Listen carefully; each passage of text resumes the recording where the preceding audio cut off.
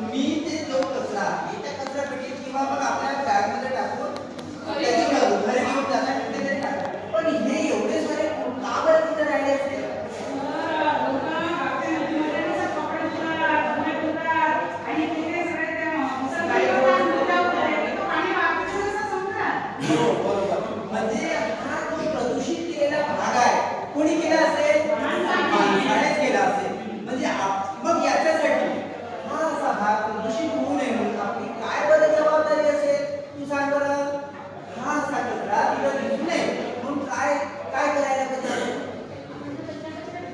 कचरापेटी टाकायची. तिथे कचरापेटी पण असेल ना, कचरापेटी असेलच ना तिथे अशी, तर त्या कचरापेटीमध्ये कचरा टाकायला पाहिजे. ते जमलं. अजून दुसरा उपाय सांगा बरं, काय करायला पाहिजे आपण?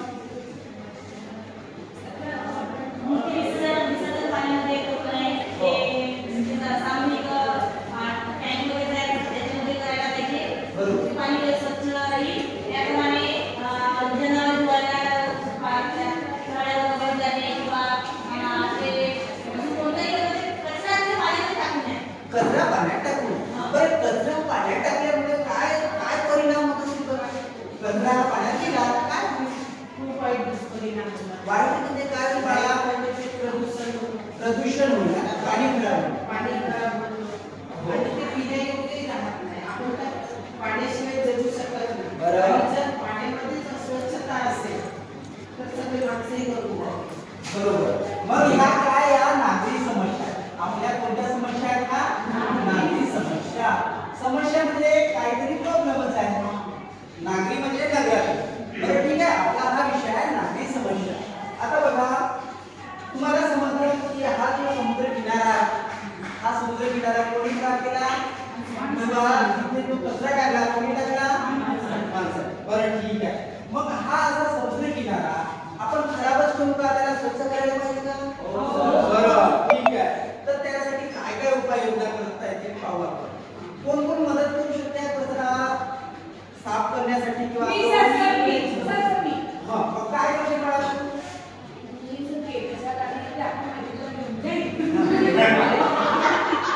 म्हणजे सगळं काम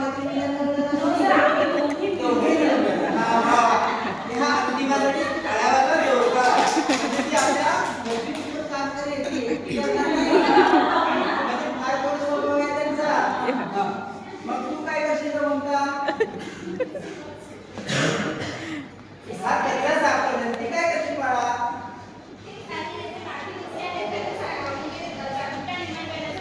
कशी त्या कचऱ्याची पेटा टाकून कचरा असं म्हणणार नाही. कशी त्या कचऱ्याची बाळा बोर्ड वगैरे घेऊन जाईल. बरोबर. पाण्यातील. बरं, या प्रश्नाचं उत्तर हा भाग पुरुष आहे. सांग बाळा, हा पाण्यातील कचरा कसा साफ करू आपण? अनेक पद्धती असतात कचरा साफ करण्यासाठी.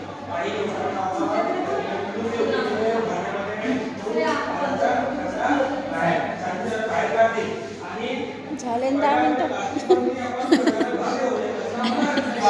सुंदर दोघा टाळ्या दिल्यासाठी.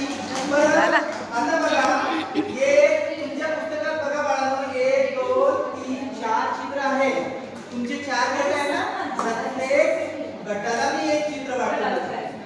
बरं, नकू तुझ्या गटाला हा चित्र आहे. हे सरपंच महोदय आहेत आणि ते काय करत असतील त्यांच्याबद्दल तुम्ही चर्चा करा गटात आणि सांगा. परत ह्या कशाचं चित्र आहे? पेज नंबर 46 काढा. इयत्ता 6.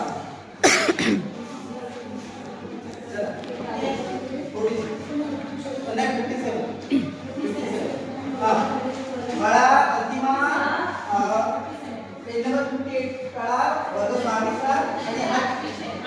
बरं, हा चित्र तुझ्यामध्ये स्टॉल आहे. काय करायला पाहिजे त्याचा उपाययोजना करू.